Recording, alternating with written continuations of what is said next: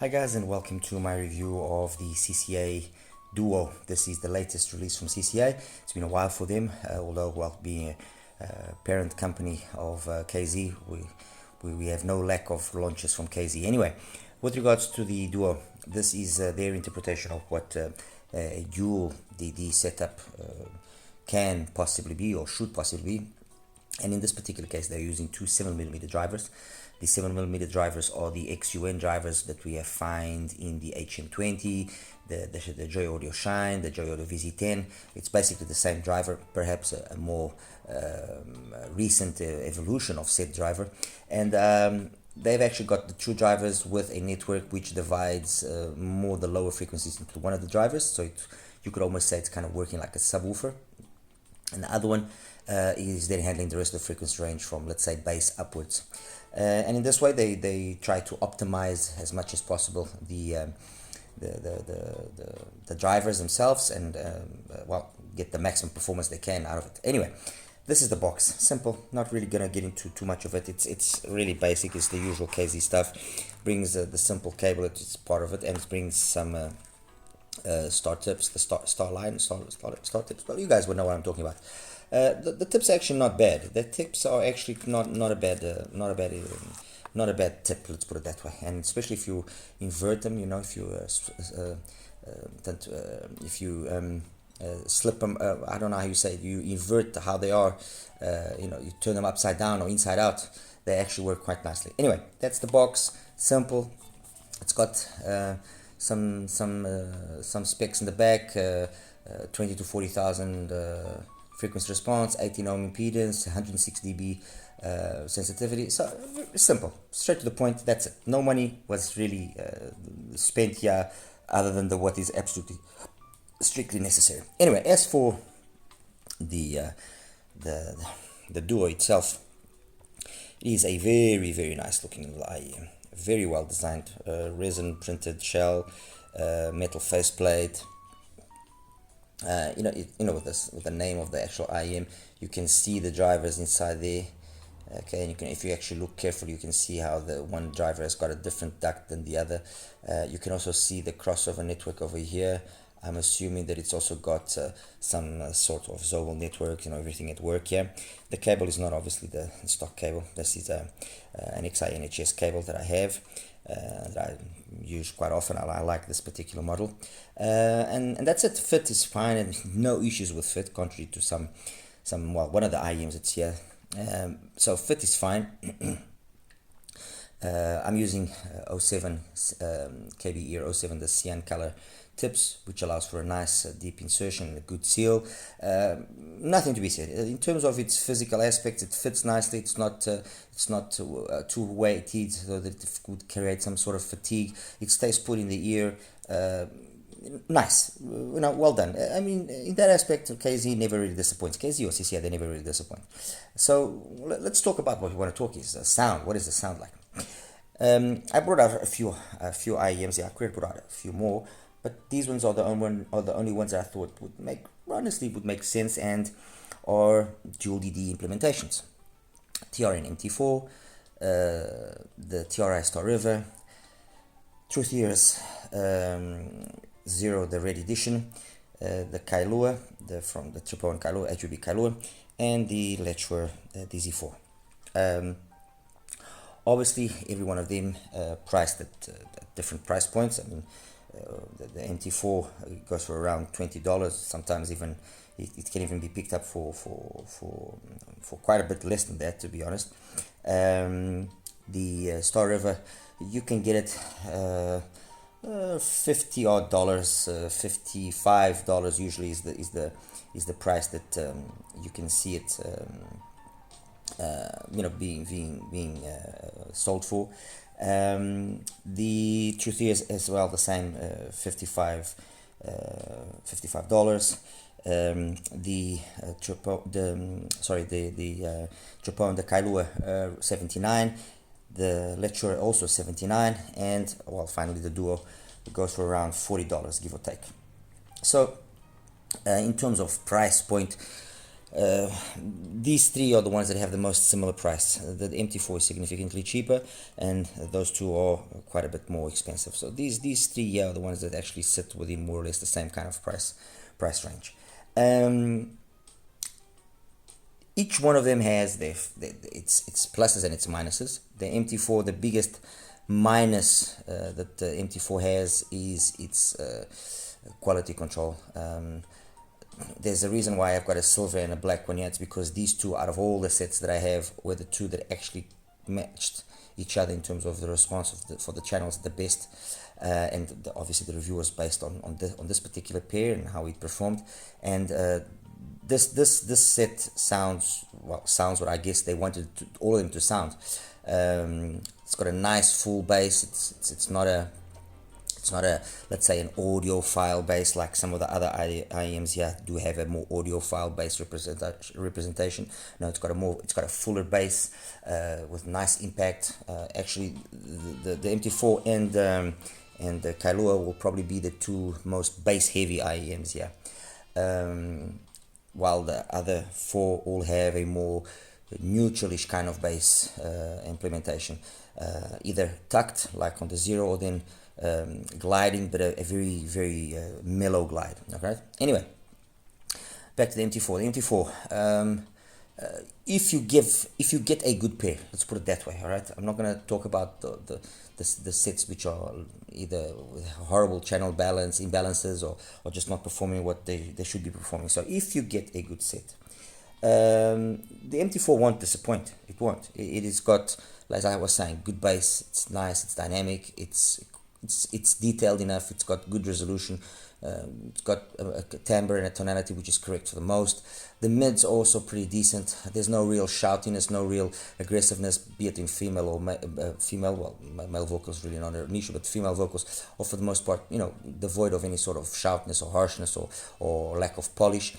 And it's got decent enough extension. Obviously, being a little bit more bass heavy, it does hinder then the overall openness of the mids, and you lose a little bit of detail retrieval. But I think the premise of the MT4 was supposed to give you a dual DD setup, a 10 and a 6 in this particular case, 10mm and a 6mm, that actually sounds good. Is fun, is engaging, it's nice to listen to, and it's not going to break the bank. It's a relatively easy IM to power, but it performs wonderfully if you give it a little bit of power. I've hooked it up to my NX7 and it sounds absolutely amazing. So nice IM. Biggest issue here really is the quality control to make sure that you get a good pair. The Starriver probably was the first one after that initial craze that was generated over the first of the Truth Zeros, the original one, the blue one. It's got tuning switches as well, which have now become all the rage. And the tuning switches give you two distinct settings, especially with regards to the mids, upper mids and highs, as the bass remains the same on both settings. One makes it more an earlier pinna gain, an earlier rise of the pinna gain, more aggressive, pushes everything more forward, which is with the settings in the 1 position. And the other one with the settings in the 0 position, which is how I have it here. See if I can show it to you. A little bit difficult, but as you can see there in the 0 position, it makes the pinna gain a little bit more relaxed. Peaks at the pinna gain peak is a little bit later, and overall a nicer execution of the mids and treble in general, from my opinion. If there was a fault here, which I never really considered a fault, was that the bass was a little bit shy. And if on the one hand you had the ability of this IM giving you a really nice vocal centric representation, female vocals came across nice, instruments were for the most part correct, no issues with timbre and tonality really. The fact that it was a little bit bass shy would make it a little bit handicapped on certain genres. But overall, nice IM. I think it really never did get its deserved attention, to be honest. The Zero, the Red Edition, latest one, is in essence a polished up original Zero. They've cleaned up the bass in the way that tuck is done. You have the ability of them still adding a 10 ohm impedance adapter to boost that bass, 10 ohm or 20 ohm or whatever you want. but 10 is what it brings to boost that bass slightly, and it's got very well executed mids, upper mids, and highs, very much along the lines of things like the Blessing 2. It's a very well executed, typical way of doing mids that Clinical likes to do, and complemented obviously with a nice bass. Great with vocals, tonalities, amazing. It's a good IEM, period. I mean, for the price, it is a good IEM. There's no denying it. This and this is the one I'm going to mention now is an IEM that I could have also had it. I just didn't want to add it, otherwise it would never end. My comparisons then become mega comparisons, become basically small movies, small films. Was the Khan, the QKZ Khan, an HBB collab, and very comparable to the Zero Red, although the Zero Red does ultimately edge it out just ever so slightly. Next with then the Kailua. And the Kailua, I just want to say that I'm really feeling frustrated with regards to the Kailua, because I can see this potential in the Kailua. Actually, when you graph the Kailua, I want to show you the graphs in a second. When you graph the Kailua and you compare the graph with the MT4, it's actually curious to see how similar the graphs are. And then you listen to it and they don't sound anything like it. Actually, the MT4, to a certain extent, sounds better. Why? And this is all down to a very simple thing, which is the fact of the fit. So if I just put them in the way you want to put in an IEM, which is you just throw it in your ears and that's it, and there's no fiddling around, and the MT4 will walk all over the Kailua. It will walk all over the Kailua. Okay, why? Because the Kailua in my ears, and I'm sure I'm not the only one that's experiencing this, but in my ears, I just cannot get this thing to fit properly. Forget it. The only way I can get this thing to fit properly and for me to then enjoy what the Kailua can offer me is if I put it in and then I put both my fingers, one on each ear, holding the IEM, like just keeping it there in its place so that I get a perfect seal. If I don't do that, what happens is sometimes I get a sound which is basically devoid of any bass, which means that I'm not getting a proper seal and the bass goes away, and it's just mids and highs and it's shouty and it's a mess. Other times what happens is I do get a slight seal of the bass, so there's a little bit of bass there, but still the mids and the highs are very prominent, which kind of rings bells of what I've been hearing other people saying. And I'm sure that what is happening is that they are not getting a good fit, and they think that that's it. I mean, I honestly think that the shell is very nice. It's got a nice design and everything. But whoever designed this angle of the nozzle, he mustn't. I don't think he was human. Honestly, with all respect to the gentleman, I don't think he was human, because you cannot get this doesn't fit my ears. Period. The funny thing is, if I actually want this to fit half decent without me having to hold it and actually get a half decent sound, I have to do two things. Instead of putting the wire over the ear, I put the wire facing down, like if I was wearing an earbud. If I do it that way, then I get a fit which is half decent. So that if this is my ear, and instead of putting it like this, I put it like this. Then somehow, because the angle, you see the angle, becomes an angle which actually goes into the ear canal. So if I do it like that, then I'm actually able to put the Kailua in, have a decent fit, a decent seal, and it sounds good. It sounds really good. Does it still sound better than some of the other HBB collabs? In my opinion, no, but that's just me. But in this position facing down, it sounds decent. I get the bass is fantastic. It just isn't up to what I was expecting in terms of the mids and highs. Okay, to that extent, I still prefer the Z300, for example. I still prefer the Khan, for example. I still think those two are better. I prefer the Olina. All right. So, it's a little bit frustrating, because I wanted to and I did my absolute best, and actually the complies are the only tips that actually even helped a little bit more, because with the silicones, the stock silicones, Yes, I can get it to fit half decent, but I still have to put my finger there. And with the compliers are the only ones that I can actually take away my finger and get a more or less decent sound. And I want to give the Kailua a decent fighting chance. I want to say that this now is a good IM, but in the fit of this thing is no. Honestly, I don't know what was happening there, but no. So, taking away the fit issue, if you get it to work in your ears properly, the sound is good. It is a good sound. Is it a better sound than, for example, the Zero? Even in that position where I'm holding it with my fingers, I'm getting what I believe is the best performance I can out of that Kailua for my ears. Even in that position, or even in that situation, I don't think it beats the Zero. I still think the Zero is a superior IM. I don't think it beats the Can. I still believe the Can is a better IM. Okay, so that's the Kailua there. And then finally, the DZ4. Also shrouded with a bit of, also shrouded. It's not also shrouded. I mean, the issue there is just the fit. It's just the shell design.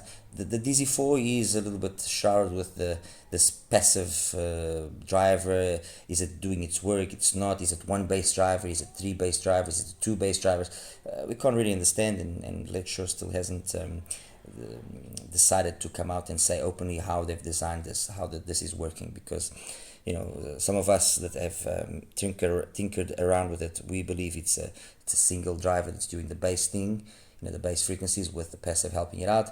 Others think that all of the drivers are giving to a certain extent some bass, because there's no crossover network inside worth mentioning.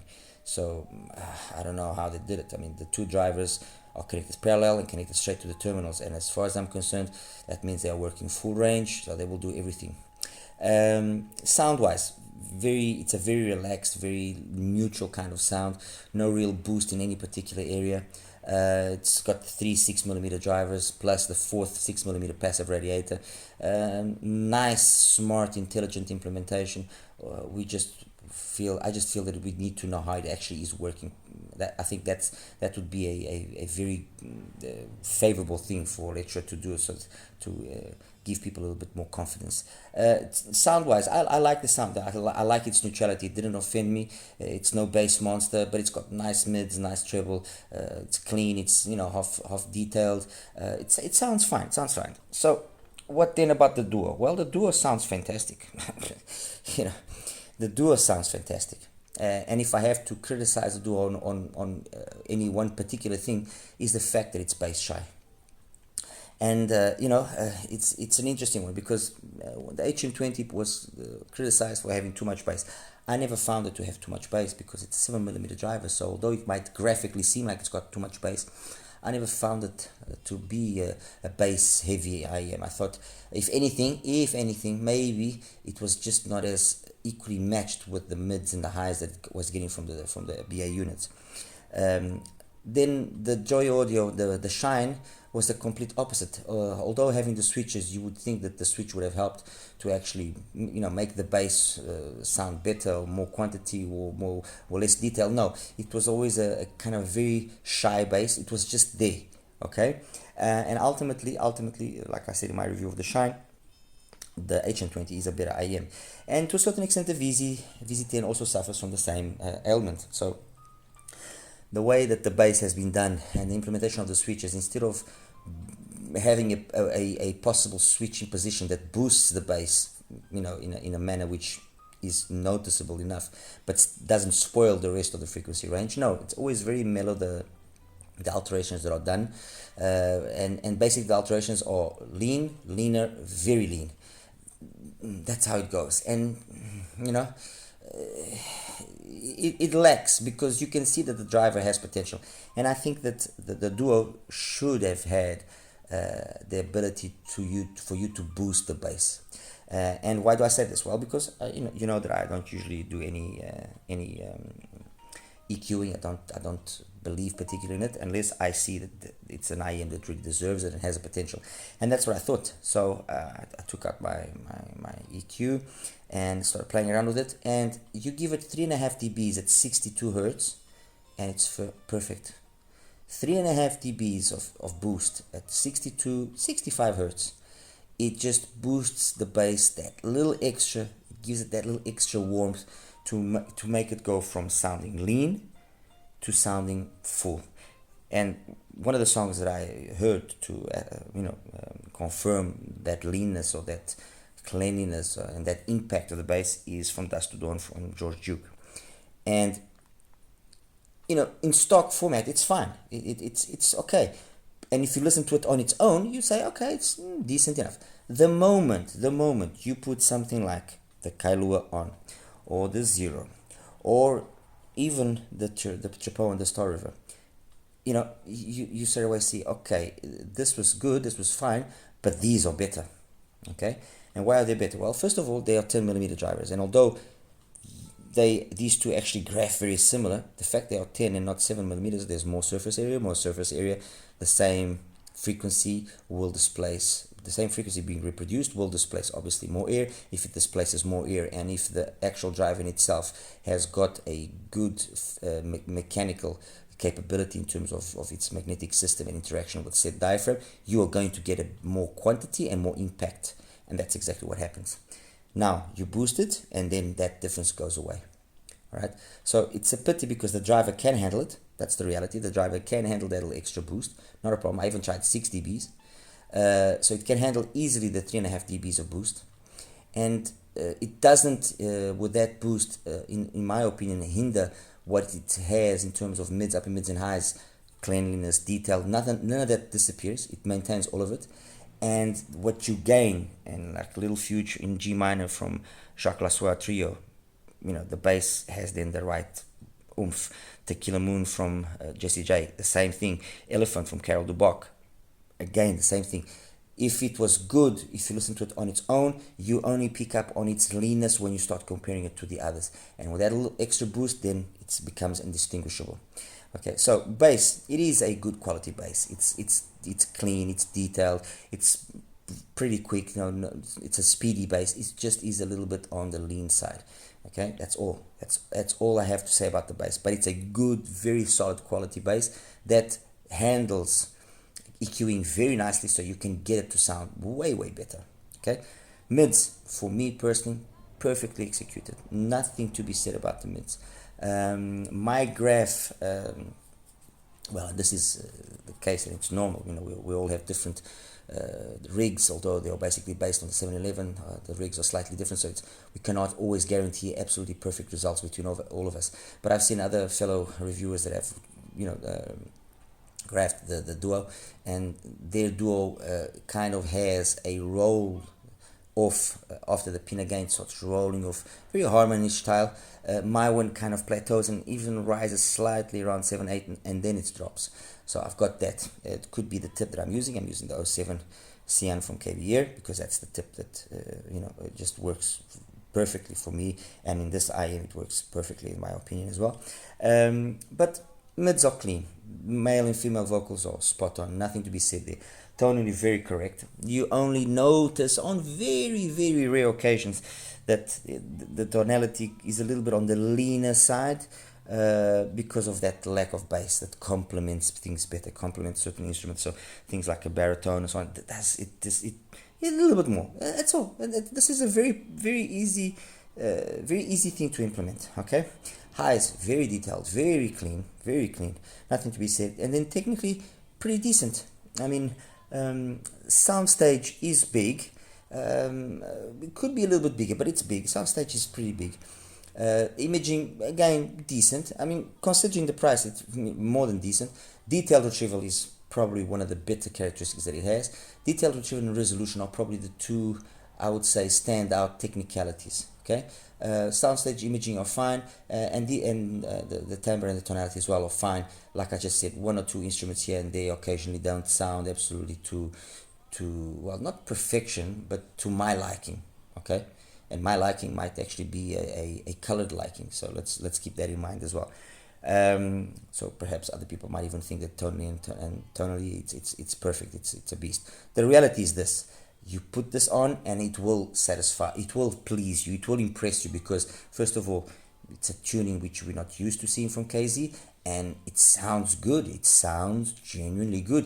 And for the $40, 40 odd dollars it costs, you know, it's not an easy one to beat. It's not. Compare them to these. I mean, how can I put this? Compared to the MT4, it is too designed, too different in what their premise is. That was designed to be, you know, bass heavy or bass centric, good bass line complemented by the rest of the frequency range, be fun, engaging, that's it. This was mid centric, so you know, the cleanliness of the sound, cleanliness of voices, that was the main thing, and then to be complemented on either end. So to compare the two and say which is the best one, it depends ultimately what you want. But if I have to say which is the best one, if I have to kind of choose between the two of them, which would be the one that I would choose, I would probably go for this, as it is more correct sounding than the MT4, and as well it doesn't suffer most probably from the same issues of quality control that does. Compared to the Starriver, more similar than what you would think. Okay, they are a lot more similar in their overall presentation than what you would think. The Starriver has got a 10mm driver for the bass, which makes itself felt with that little extra weight, okay, in some of the notes, in some of the hits, in some of the, like, Feels Good from Rashawn Patterson. Just got that little extra there. Comfort Zone, the live version from Larry Carlton as well. It's got just that little extra there on that drum. Riviera from Bob Zop as well. Just got that little extra there. It's down to, these two have got very similar bass bass executions. It's a question of displacement. This has got bigger displacement, so it's just got that little extra weight behind each one of the hits of the slams. Quality wise, mids and highs, very similar. Ultimately, when we're talking this balance of bass, mids and highs, the Duo does come out slightly ahead, because although lean, it is able to keep that balance more in check, while there it's not as balanced out. Okay, so I would say this is definitely better than this one. This one and the Starriver, very close, it's going to be a hard one to decide. I mean, you would have to listen to either. Compared to the Zero, again, very much the same situation as on the Starriver, although I have to admit that there's more detail here than there. There's more upper mids and more treble here than there is there, which for those that like the technicalities and you know, and a lot of female voices and like J-pop, this will definitely be a more capable IM than that. That there is more chilled out, that's more relaxed, more smooth, more you know, take it easy. This is more aggressive is not the high word, but it's more energetic, it's more alive. So you know, it's a situation of what is your preferred, what is your preference. Okay, what is your preference? I like the bass there. I really like the bass there. I wish that this could have that bass, and this can have a bass which is very similar to that, with that 3.5 dB boost. That's the reality. You know, 3-4 dB boost here, and you have the bass that you get there in terms of quantity, unquestionably. Compared to the Kailua, look, just taking the IMs, putting in your ears and listening to them, this absolutely no chance. This is better than the Kailua. Now, if I get the Kailua, or if I'm one of those lucky ones that actually gets the Kailua to fit properly, and I'm then able to get the performance that the Kailua can offer, and I'm listening to the Kailua that has that, you know, supposed sound that it potentially has, then it's a different story. Okay, then it's a different story. Yes, it is more bass heavy than the Duo. The bass, although high quality bass, it's ultimately maybe not as polished as it is here. Here it's got a slightly bit of, you know, slightly more polished bass. And then in terms of the mids, over here, yes, there's more detailed retrieval, there's more cleanliness, ultimately a little bit more polish in the upper mids and highs than over there.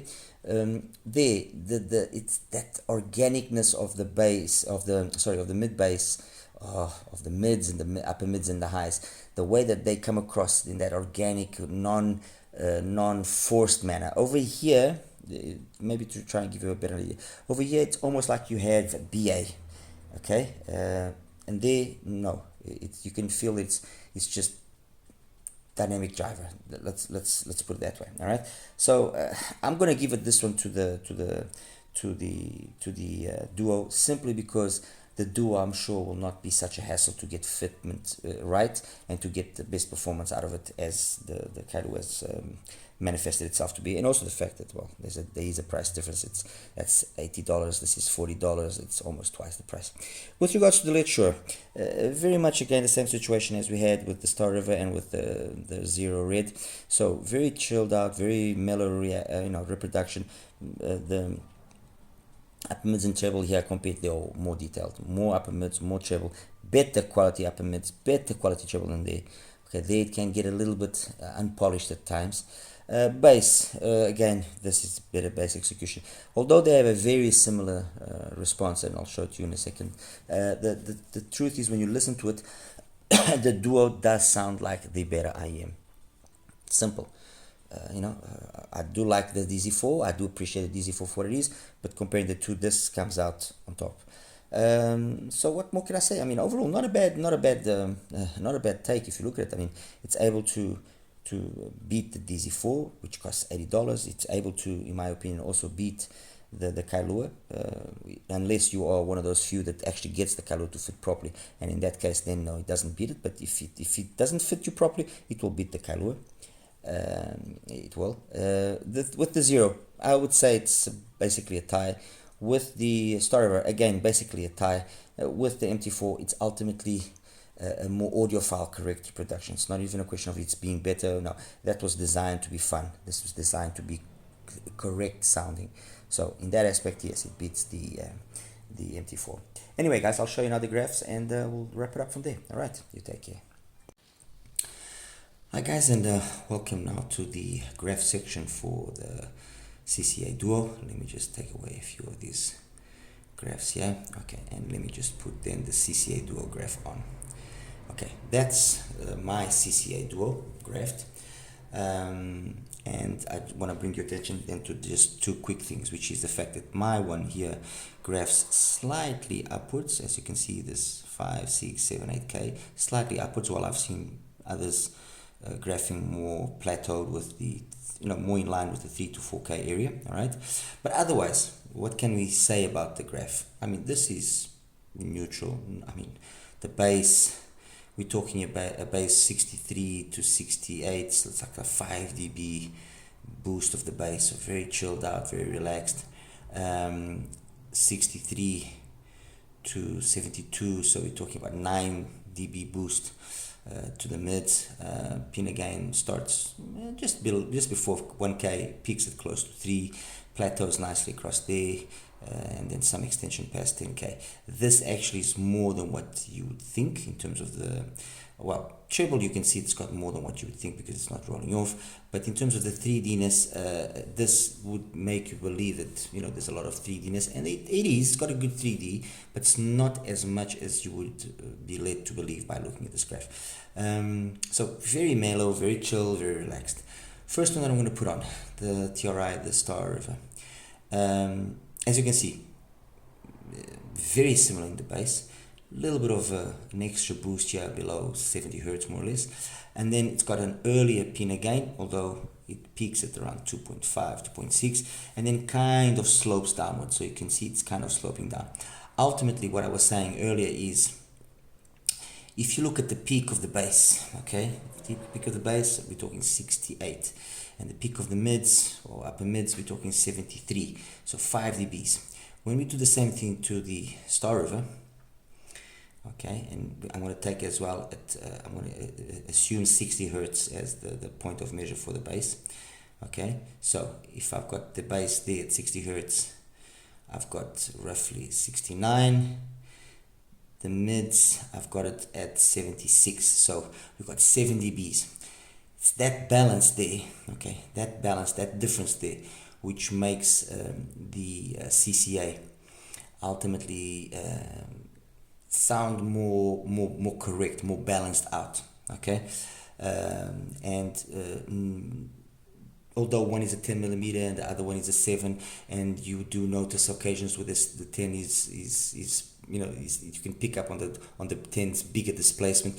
The reality is they both are on the leaner side. Okay, they have a very similar response, as you can see, very similar.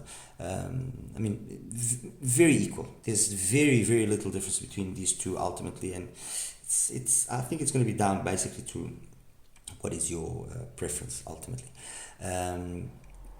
Okay, that's that one done. Now the actually the truth ears first. Again, the truth ears very similar, as you can see, very similar. Although the difference here is, because we're talking about a 10mm driver, this does not equate to what you actually hear. You can feel that the zero has got way more weight, impact, way more, there's more there. And then in terms of the upper mids and treble, it's sloping downwards, so it sounds not as detailed. What is there is very good, very high quality, ultimately again, I guess I could say that the zero is slightly superior just because it is more genuine in its reproduction. You don't have that boost of the upper mids and treble, which can make things sound colorful and a little bit unreal. But you know what, it's down to your personal preference, what you listen to, how does it fit in your ears, because it might fit in your ears and it might not sound like that. It might sound not as bright, it sounds more so it's a hard one. What you do notice is that 3D-ness of the zero is, you can pick up on it in a more prominent manner, definitely. Okay, so that's the zero out of the way. The CCA, the LITZ Shure, let's put the LITZ Shure in as well. Again, very similar, very similar. Where do you pick up the differences? It's not in the bass, although it seems like the LITZ Shure has got more, they actually sound very similar. You pick up the difference is here in the upper mids and treble. You do notice that the upper mids and treble of the CCA Duo is more detailed. There's more twinklies and sparklies. Once again, I'm going to repeat what I just said about the zero. If you like the more uncolored, genuine reproduction, I guess you could probably say that the LITZ Shure does that better. But in my opinion, no. In my opinion, I think that the DZ4 just doesn't have enough to take the Duo out. The Duo is a better IEM than the DZ4, in my opinion. It is a better IEM.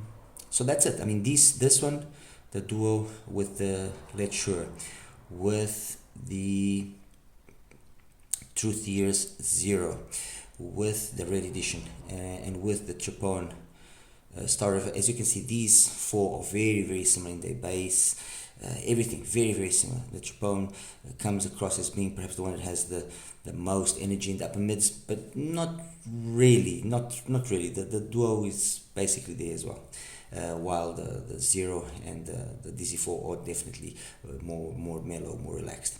And then finally, the other two IEMs, which I'm actually going to show you first by themselves, which is the TRN MT4, okay, and the Tripowin Kailua.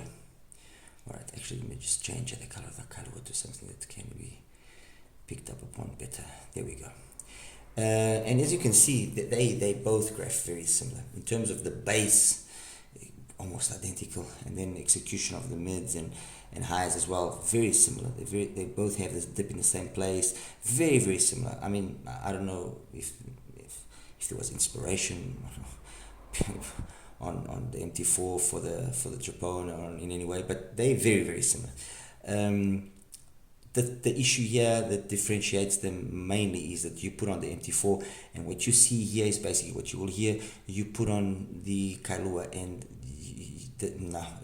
unless your fit is faultless, what you will listen to is not exactly what is graphed. Okay, these two compared to the CCA Duo, massive difference in the bass. It's very noticeable, and in mid bass impact, it's again very noticeable. But then in the upper mids and treble, the Duo just is far superior overall, unquestionably superior. It just does things with more of everything, with more precision, with cleanliness, everything. It's just a better IEM, in my opinion. And that's it, guys. There you have it. I mean, CCA Duo, another successful IEM from them. I'm sure that we will be seeing some sort of an update sooner or later, and honestly I can't wait to see it. If maybe not from CCA, then probably KZ will launch a similar setup. Dual DD, maybe that one will bring the switches, maybe that one will have that boost in the bass that I was talking about, let's see. As always, I mean, this is not crazy money, but I would suggest that you listen to it if you have the opportunity before buying it, and that's that. All right, any questions, as always, please feel free to ask, and I'll do my best to answer. You take care now. Bye bye.